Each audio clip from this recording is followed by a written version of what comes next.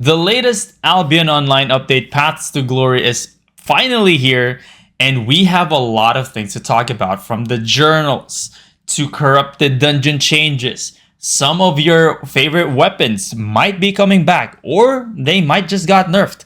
We are going to look at all of that in this video, and as always, I'm going to leave the link in the description for you to actually look at all of the patch notes for yourself.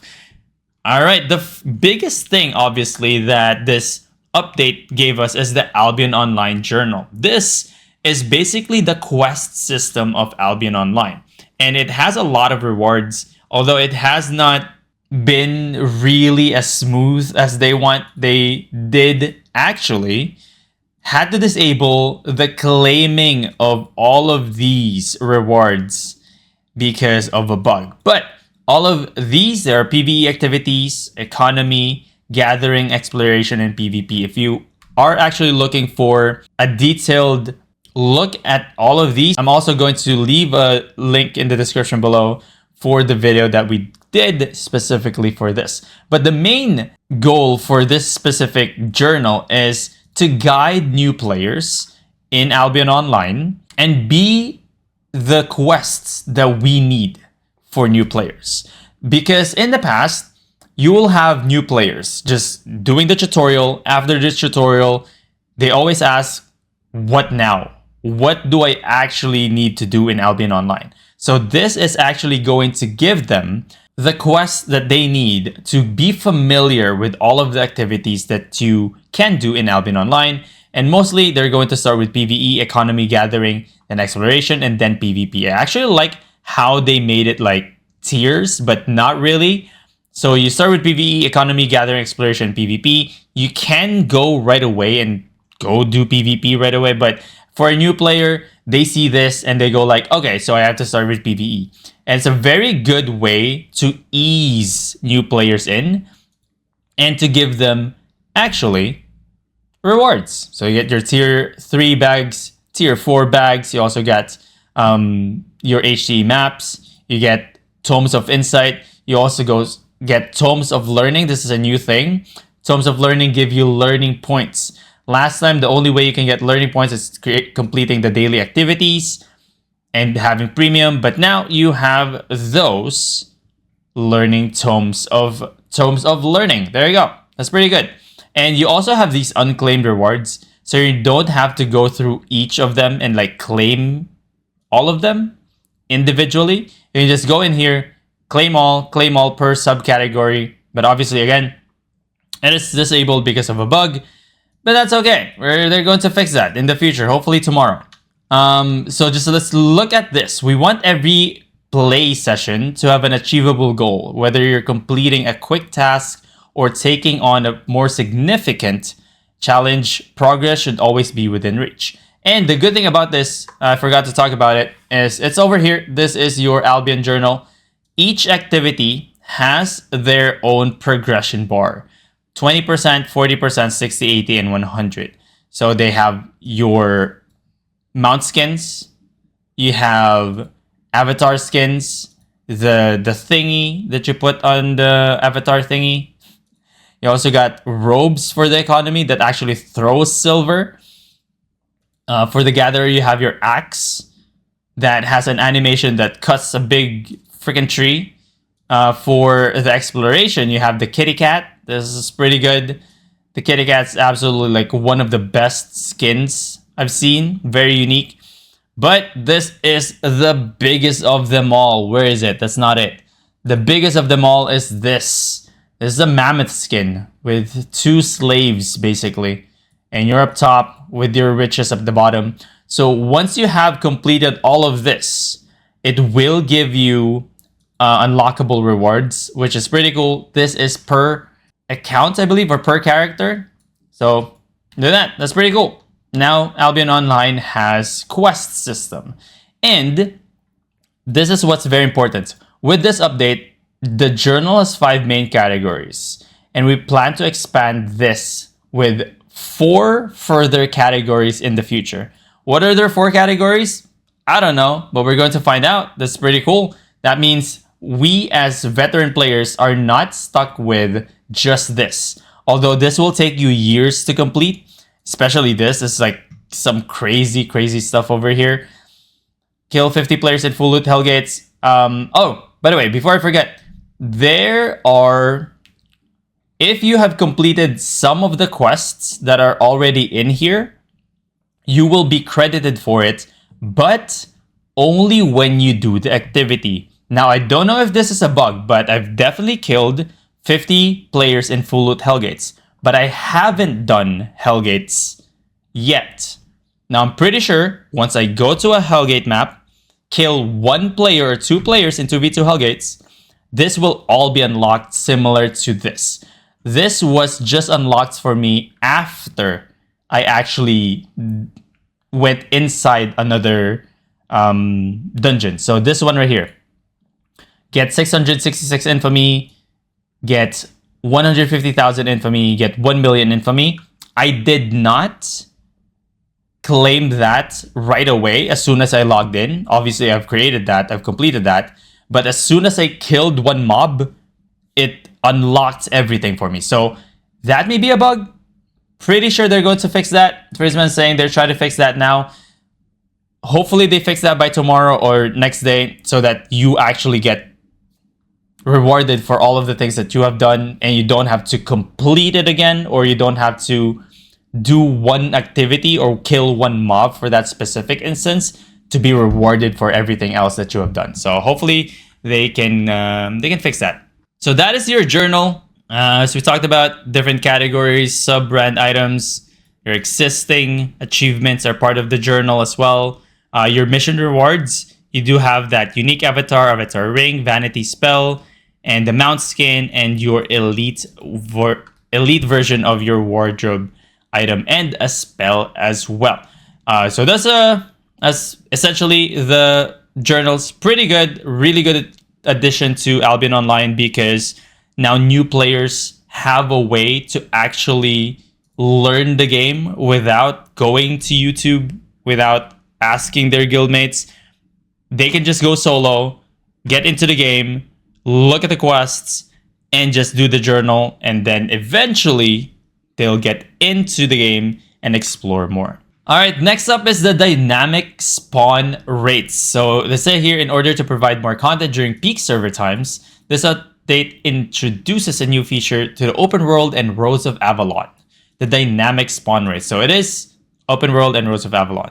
Snapshot of each server activity levels. It will be taken ongoingly. Spawn rates. So I'm not going to read through this. You can read through this on your own. But basically, if the server is at peak time, meaning the most players are active during those times, the amount of rewards will be scaled accordingly. So you'll see more rewards, you'll see more loot, you'll see more activities.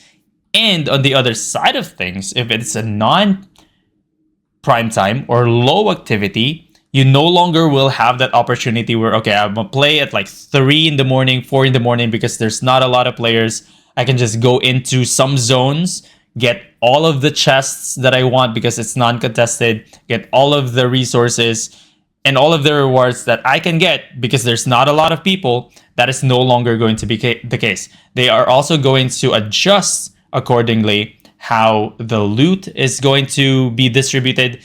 And during the peak times, that is where all of the shiz are going to be given away. That's pretty good. So no longer cheese, basically. It's sad for all of those who have been trying to do this for a while, or have been doing this for a while. It has been a thing for the past 4 years that I've been playing. Even the new players that I've played with, like 4 years ago, they've already said, all right, just play off prime time, low activity, low player activity times, and you'll get more rewards, which is true. And now that is no longer the case. Okay, one more thing, the Roads of Avalon improvement. They say, we've listened to your feedback, and as promised, we're working on the most popular change requests by the community. With these changes, we're not looking to completely reshape the Roads of Avalon, but rather to rebalance their regions and rewards while adding new content in the form of tracking. We'll continue to monitor the gameplay in the roads after the update to see what further changes and improvements can be made. So the main thing here is that tier 4 roads primarily can be found by entering blue or yellow zones, typically found for tier 6 red and black zones, and deep roads are now the exclusive way to go to tier 8 roads. So this is pretty good. If you have been playing Albion Online in a while, even if you don't actually play a lot of like roads content, you know that tier 4, tier 5, or tier 4, tier 6, tier 8 has always been kind of random. And if you go from a black zone, you can go to a tier 6 into a tier 8. Now, that's no longer the case. They're basically categorizing all of these things and making it better. And in my opinion, it is significantly better when it comes to just knowing and not guessing what you are going to go into. So, tier 4 for blue and yellow, tier 6 for red and black, and deep roads and 20 player portals for tier 8s. That's actually pretty good. The number of 20 player portal regions has been increased to provide more frequent connection to the roads and hideout regions. And some connections to a 20 player portal regions from non-hideout regions have been added to increase the competition. So what they're trying to do here is get small scale. I mean, 20 is technically still small scale-ish. It's basically a Zerg. And get those people to hopefully meet in the roads and maybe increase the action, increase competition. And also, the group portals within the roads now have a 300 seconds recharge time. 300 seconds is 5 minutes. It used to be 10 minutes, which if you are stuck on the other side of the portal, you just have to wait 10 minutes. Now it's only 5 minutes, so that's pretty good. It's pretty good. So here we go, the content and reward balancing. The tracking is now possible in the roads. Cool. Avalon chests that have their value increased. Tier 4 and Tier 6 chests have received a slight buff, and Tier 8 chests have significantly been buffed. So lower, Tier 4, Tier 6, again, yellow zone, red zone. From yellow zone, red zone, they're slightly buffed. The chest has now been increased. They now have upgraded size over time as well if left untouched. So they upgrade over time as well. So the small Avalonian chests can never be rare or legendary, while large Avalonian chests can never be common. Ooh, that is actually a pretty good change. Small Avalonian chests can never be rare or legendary, while large Avalonian chests can never be common. That is pretty good. There's nothing worse than waiting for a large Avalonian chest that is common. Alright, that's pretty good. Really good changes there. The number of areas dedicated to gathering has been reduced. Their spawn rate has been increased to maintain total resource output, and free spots will be used to introduce PvE areas and solo randomized dungeons. So you can no longer just roam around, look for a lot of spawn rates for resources. It will be more condensed, more concentrated. That means you are actually maybe more susceptible to gankers, because there will be less areas for you to gather, but more resources to gather. So if you play your cards right, you can just gather, get out, gather, get out. But if you're not aware, gankers can easily spot you if you're a gatherer and maybe close you off in some of these roads of Avalon, which is pretty good. Randomized dungeons with fixed entrances have their loot bonus reduced to compensate. They're always enchanted now. Oh, that is a really good compromise right there. Randomized dungeon entrances, mobs, and chests and resources have been moved to offer greater diversity of content and remove ultra specialized region with only one resource type. Oh, I've actually liked this when I was doing roads long time ago. When you see all of the nodes are like wood, it's actually like you hit the jackpot. But now they are making it more diverse. I think overall that's pretty good. Yay for respawns, but as a gatherer, boo for the funneling. Yes. Yeah, they can just easily funnel you. Easier for gankers. And as I said, high risk, high reward. Pretty good. It is going to be a change definitely for gatherers. You will have to be smarter, I would say. You have to be smarter. Oh, before we forget this, on average, fame has been reduced by 20 to 25%, while silver output on the roads, taking into account the increase, has been approximately doubled. So this is one of the things that Robin actually talked about in one of the dev updates, where players use the roads as solo fame farming, which is not the purpose of the roads, as he said. Now they're trying to combat that by reducing around 20-25% of the fame given. So it's not that bad. 20 to 25, still pretty good. But they're essentially doubling the silver output on the roads. So if you are a group, maybe even if you're a solo, instead of going to static dungeons, you may want to go to Roads of Avalon, but pretty sure they're not going to intersect those two unless you're doing static red zone, black zone. You may want to go to the Roads of Avalon because they have doubled the rewards there. It's just pretty good. Pretty good. Okay, so there are some guild reworks as well. Guilds can now also own multiple islands, similar to how you as a player can own multiple personal islands, one in each city. Guilds also have been reworked visually to reflect the atmosphere and aesthetics of the biome, the host city, and I actually love that. Look at that Caerleon.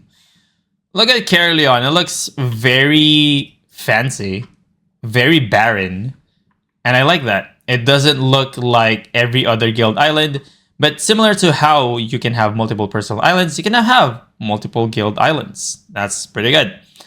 There are also new crystal weapons that you cannot use up until the end of Season 24. Will be in 3 months. So Twin Slayers, Ring of Death, throws your daggers in a ring around you, can be summoned back, slicing through all enemies, similar to a hero in League of Legends, they say. And the Dread Storm Monarch as well, the Eye of the Storm, conjures a growing storm around you that slows enemies and shreds their resistances. The Exalted Staff, this is mainly for ZVZ, heals your allies, remove ground-based damaging, debuff, and crowd control effects in the area, similar to like Sacred Ground on the tanks. Okay, so basically all ZVZs, I can see this as maybe a small scale, but mostly ZVZs. This is also small scale ZVZ. This is definitely some ZVZ weapon here. Not a lot of heals, as we looked at in the test server. Not a lot of heals, but the main effect of this one is you just can cleanse ground-based damaging, debuff, or crowd control effects. That's pretty good. This is like a support healer. Now let's move on to corrupted dungeon changes. One of the things that a lot of CD players have been asking for the past 3 years or so is the addition of corrupted dungeon maps. This is how it looks like. Look at that. It is a corrupted dungeon map. You can craft it by using 1 master soul, going to the artifact foundry, paying 3,000 silver to craft one. And I suggest you just buy your souls. Souls are 700 each. And you pay like 3,000. The estimated value right now is 5k. You only pay around 3,700 per map. And this is definitely worth it. I've been using it all throughout the stream. And it's just so easy to just get a corrupted dungeon. And you're no longer stuck. Because as for myself, I always go to Craigmore. And I never really explore any other maps. Now this is good. You get to explore Craigmore from Caerleon, Birkenfell, Wire Forest, Rose Corpse, and you know, it switches your map here and there. And the good thing about it is it's super cheap. You can just do whatever you want. You can just go to corrupted dungeons whenever you want, similar to how you would for Hellgates in the past. Now, for the bat spawn times, they've also been adjusted. All now for Hunter, Stalker, and Slayer. They are now 3 minutes. And based on one of the fights that I had earlier, I think it spawns 3 minutes after the invasion. I think for the past, it's probably because of like the 5 minutes, but I feel like in the past version of Corrupted Dungeon, the bats spawn 5 minutes after the first encounter, but now it spawns after 3 minutes after the invasion, which is pretty good. Now this will make those kite builds less popular, hopefully, because they're going to eat a lot of bats for resetting multiple times. And it's a really good change. I think I'm going to create a different video on this, and because I want to add a new suggestion, and if they apply that suggestion, corrupted dungeons will just be perfect. Just be perfect for 1v1 true fight without cheesing, without running behind the crystal because you can't fight your opponent. Okay, I'm going to create another video for that. Okay, so some quality of life improvements. These are actually really big ones, really big updates. Based on your feedback, 2 important changes have been made to weapons functionality. The first one is weapons now will have all of their spells unlocked from tier 4 upwards to increase gameplay variety. So, to those who did not know, back then, let's use a fire staff as an example. Okay, let's look at the fire staff as an example right here. The fire staff back then, if you are using a tier 4, you didn't have access to the Searing Flame, which in my opinion is the best for 1v1. So you are stuck buying tier 6, which can be a little bit more expensive. Or you are going to use the artifact ones, these ones right here, the Avalonian ones. Then you have all of your skills unlocked. Now, all of your staffs now have unlocked skills. So that's pretty good. You no longer have to switch to tier 6 or tier 5 just to be able to get the ability or use the ability. You still, though, have to unlock, obviously, your level 5s or level 85s, level 70s. You still have to unlock the skill. But once you have unlocked the skill, you are going to be able to use it even at the lowest at tier 4. And another is the overcharge. During ZVZ situations, you overcharge twice. It's usually like a 60-minute fight. You no longer have to worry about your OC breaking. You can now just OC your OC again. So 2 OCs, meaning 60 minutes that you are going to have plus 100 IP on your gears. But it now increases the risk of breaking. In the past, you would OC once, and after 30 minutes, or after you unequip your equipment, you are going to get 15% chance of your weapon breaking or your items breaking. Now, when you OC and re-OC, you're going to extend that by another 30 minutes. You're not going to add 100 more IP, but you're going to extend that for 30 more minutes. But this time, when you unequip or the timer expires, it's going to be 30% chance of actually breaking. This is a very good way to give players what they want and also to stimulate the economy. If you have a 30% chance of your items breaking, it's relatively high if you think about it. It's relatively high, and we are going to see a lot more breaks for sure in this one. And it's a pretty good change for ZVZ players out there. There's also a party ready check. We're not going to talk about this a lot, but it's basically asking, hey, are you ready for your members? And if they're ready, boom, you'll see stuff, basically. Instead of just asking in chat, there's literally going to be a party ready check now, which is pretty good. Really, really good. There are some UI improvements, and we're actually going to go through this because some of these are actually very important. The first and foremost, the Destiny board has improved scaling and zooming. Ask any veteran players. Looking at this, just glorious. Being able to see all of this, half of it at least, half of it on all of your screen, is just godsend. This is honestly so amazing. There's something about being able to see all of this now. That's amazing. Honestly, it's so good. It's so good. The next one is all players in a randomized dungeon now receive a message when the entrance closes. So, in the past, what you would do if you are inside the solo dungeon is you would press log out, wait for 90 seconds, because if you are in a zone, it usually is like, especially in the black zone, it will count from 300. You would wait up until 210, and it would say it's now closed. Or it would not actually say it's closed, but you know it will be closed. Now, you will receive a message that the entrance has closed, so you don't need to count, you don't need to guess if the entrance is gone. You will receive a notification that, hey, you're in here, no one's going to be able to join you, you're safe, do your dungeon. Something like that. Okay, so this is actually pretty cool as well. When you inspect any player now, it also shows the estimated value of their equipment, which I find really hilarious.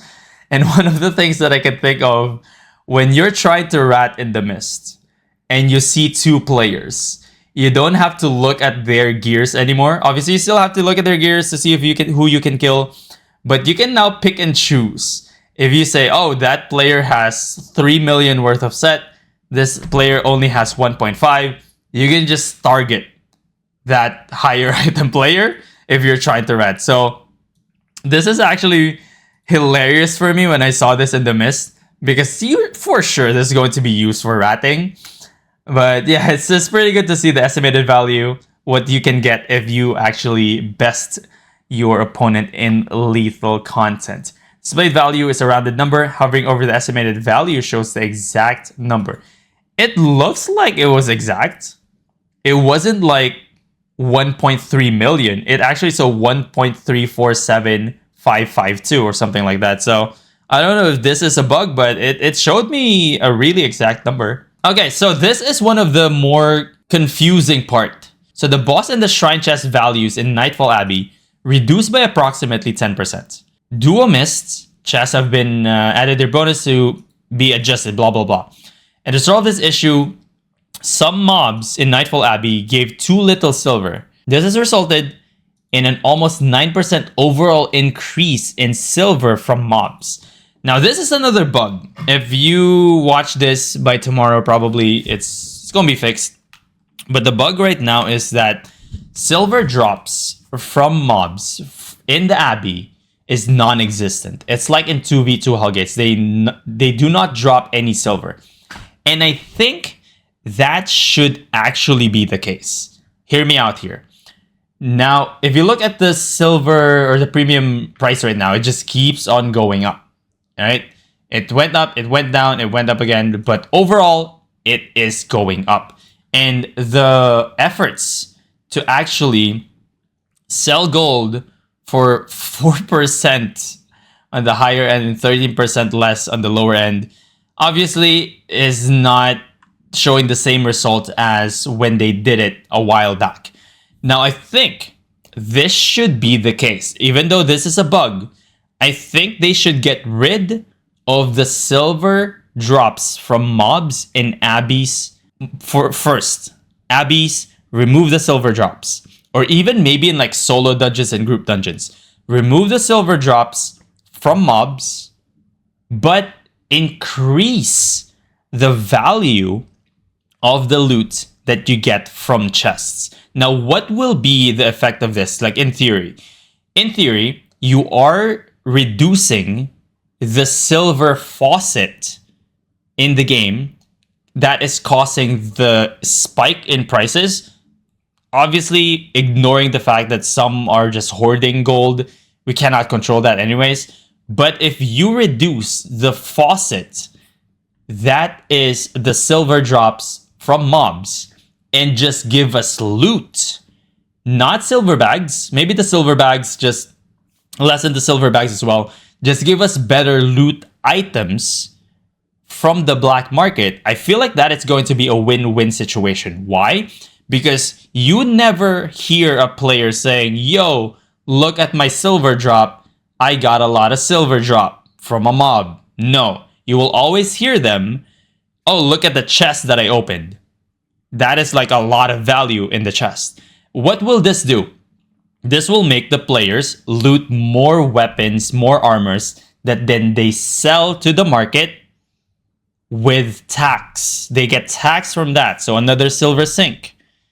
So I think if you get rid of the silver drops from mobs and say solo dungeons, group dungeons, and abbeys, and just increase the value that you get from loot chests, that is going to solve a little bit of a problem that we're having because there's not a lot of silver faucet, a lot of silver sinks, which will help everyone, especially new players, to afford premium in the future.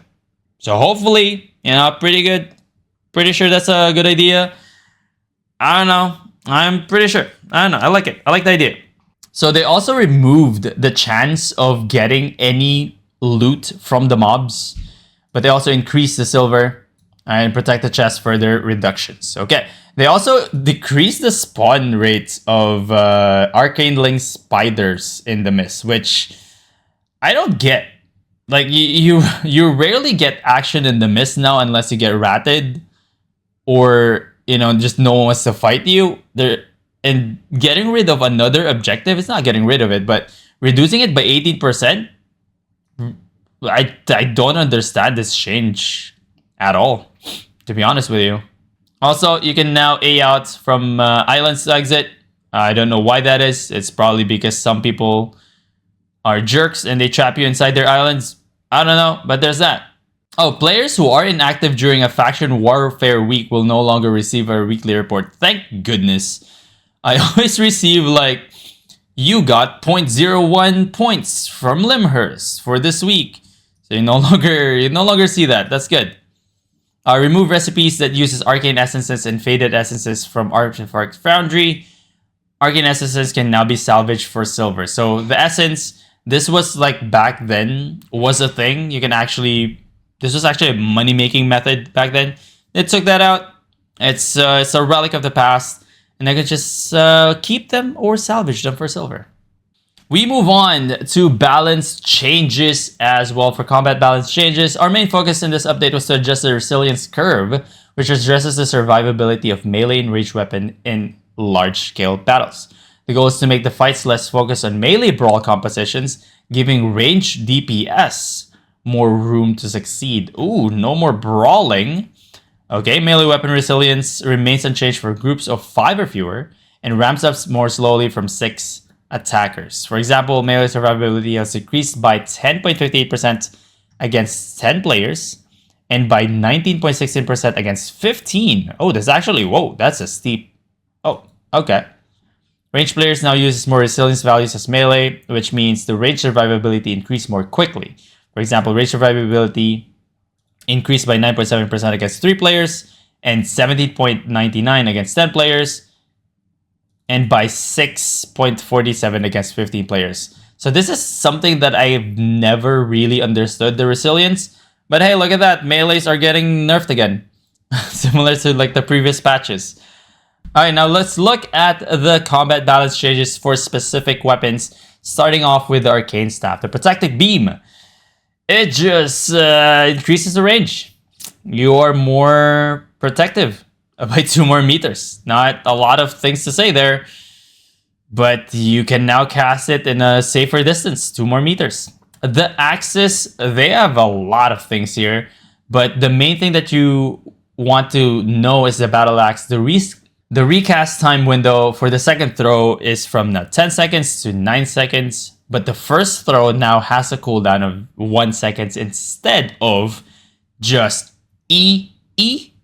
Now you have E, wait 1 second, E. Now this is a bit of a rework because most of the time when players usually use the first throw and then wait it for its cooldown.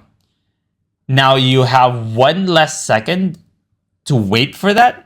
But one of the players who have been using the Battle Axe for a very long time, Eugene, said that there is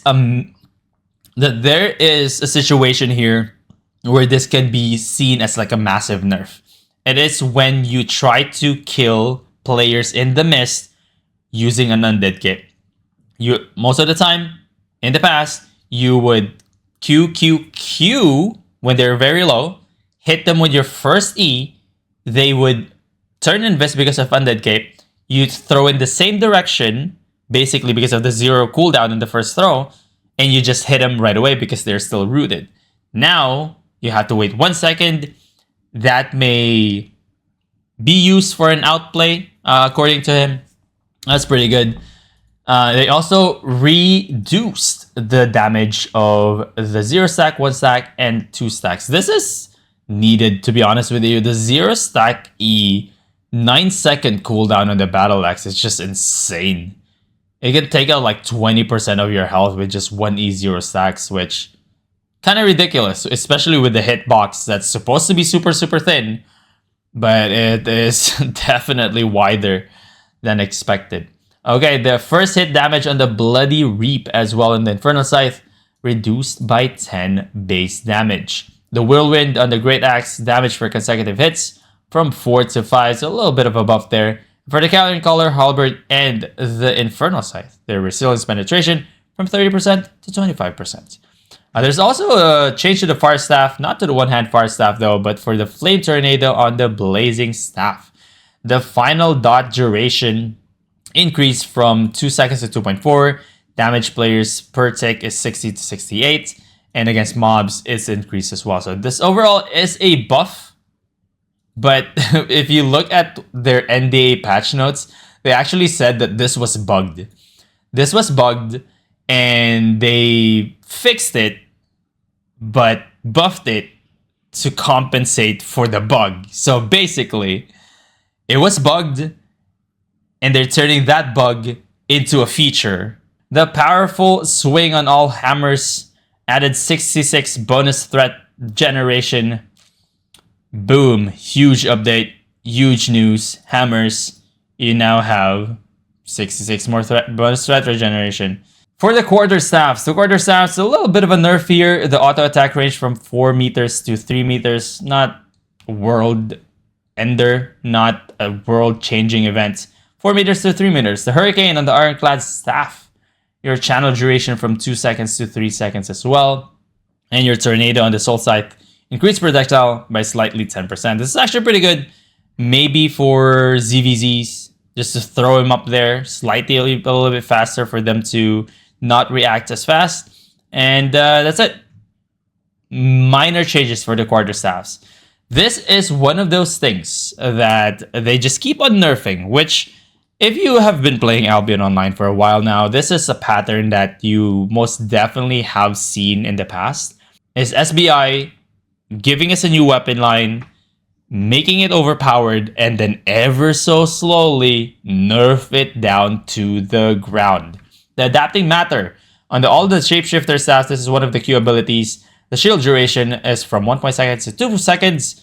Could be good for some small scale ZVZ action there, but this is mostly used to get charges on the Shapeshifter staff. Anyways, the Distortion. This is the Puddle. The damage from tick is from 60 to 54. So another nerf. They already nerfed this in previous patches. They're just going to nerf it more this time.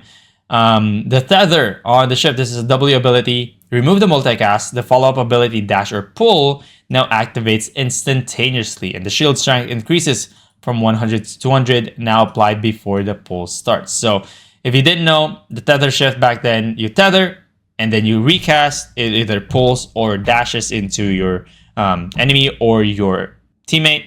Now it just does that automatically. It also removed the resistance increase when cast on allies. So I don't know where they're going to use that now, but there you go. And the Polymorph, just a little bit of a nerf as well. The Polymorph with 0 to 0.4 seconds cast time. This is mostly geared towards 1v1 or 2v2. In a small scale or ZVZ content, this is basically negligible. But in 1v1 and 2v2 situations, you can see this maybe affect it's a little bit. 0.4 seconds is not the end of the world, but you can definitely see it now and just move out of the way, hopefully a little bit faster against a Shapeshifter. For the spears, moving on, the Heron Spear throw the damage from 200 to 210. Again, not a lot of things to talk about there. Just a little bit more damagey. The Razor's Edge on the Rift Glaive, the area width is now from 8 meters to 7 meters. The knockback area is from 10 meters to 8 meters. Slightly increased knockback speed, thus reducing CC time. So the Rift Glaive is not really... The CC time is like the least of your worries when you're dealing with Rift Glaive. It's just an insane damage that they can output. Again, this is not a thing that you can say it's a nerf because the damage is what is effective with the Riftglaive, not really the CC time. Similar to other staffs there, the Quarterstaffs, the Heron Spirit, Riftglaive, and Spirit Hunter, Resilience Penetration now cut by 5%, 10%, and 5% respectively. Moving on to the sword, the Hamstring on all swords, the second ability renamed to Heroic Hamstring, from Heroic Hamstring to Heroic Leap, and removed Slow and Heroic Leap. Heroic Leap damage is from 78 to 122. So this is actually one of those things that I did not understand when I first read it. But basically, if you look at this, this is the Hamstring. The first Hamstring deals damage, slows by 25% for 5 seconds, having at least one heroic chance enables the next combo. So you still have a charge, and then the next ability that you use, you recast this, is you leap towards the target position, dealing more damage. Okay, so you slow, and then you deal damage. So it's actually pretty good. Pretty good as well. You deal around 700 damage in that on a tier 4, which is on a 9.7 seconds cooldown. So I would want to see this be used actually more often. But, you know, the interrupt's still pretty good. The splitting slash still pretty good. But I can see this being a thing. The limit breaker on the Infinity Blade, damage buff no longer ends on the second cast. It increases your damage as well. This is the Infinity Blade. In the first cast, you move. Movement speed increased by 40% while channeling up to 2 seconds. You cannot be interrupted in this. All damage you deal increase by 35% for 7 seconds. And in the channel enables the next combo, which is the shung shung. Sword, swipe your sword twice in a cone in front of you, dealing damage, slows, and the first swipe slows your enemies by 70% for 2.46 seconds and 19.5 seconds cooldown.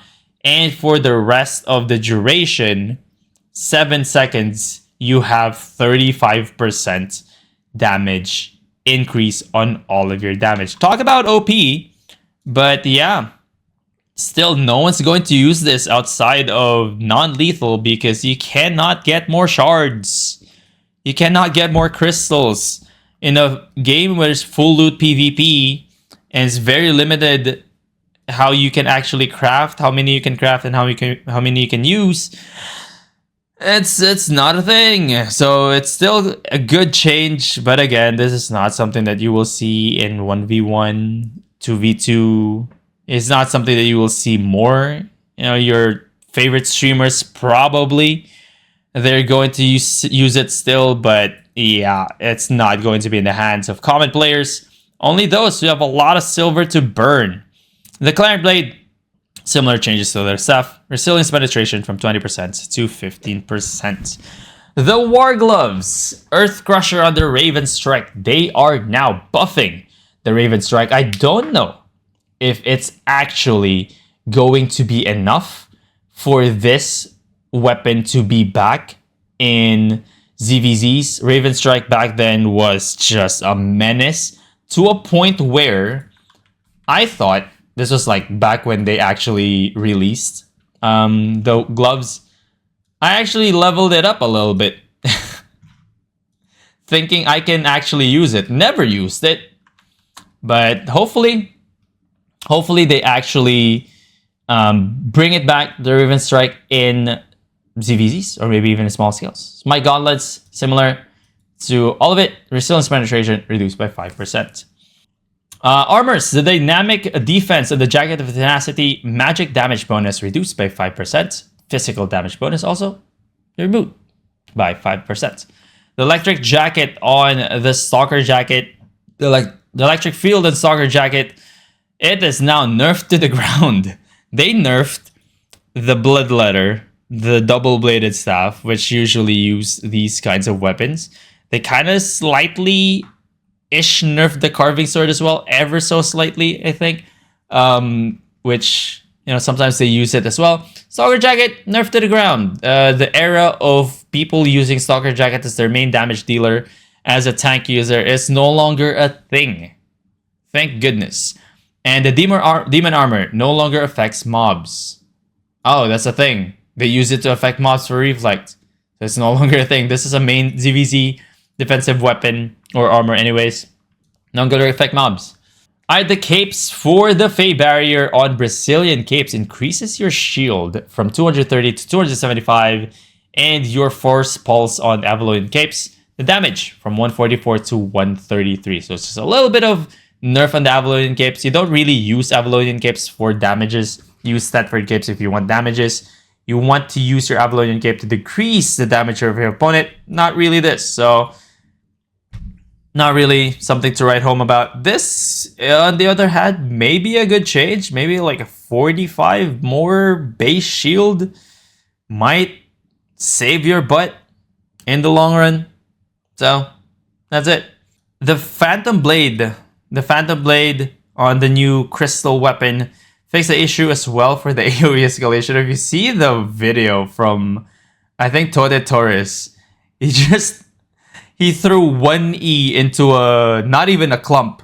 The AoE escalation before this, it just deletes all of them, which is insane. So that's no longer a thing. I don't see anything here that says, because I experienced a bug, I think Friday, where someone was able to cancel my Hunterhood.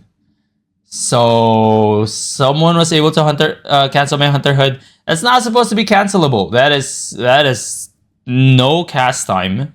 It's similar to when Momo dropped her potion.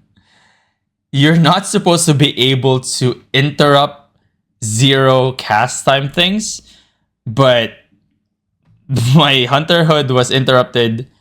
Momo's potion drink was interrupted as well. Hopefully they fix that too, but it's a small problem. Honestly, it's a very, very small problem. But that is it, ladies and gents. A big, big update for Albion Online. They did say that they were going to chill with the update. That was what they said like a couple of months ago, but they gave us this, which is huge. I love it so much, especially the updates to Corrupted Dungeons. That is definitely my favorite. The Corrupted Dungeons. And there's going to be one more thing that I'm going to create a video for. Stay tuned for that. But yeah, big update.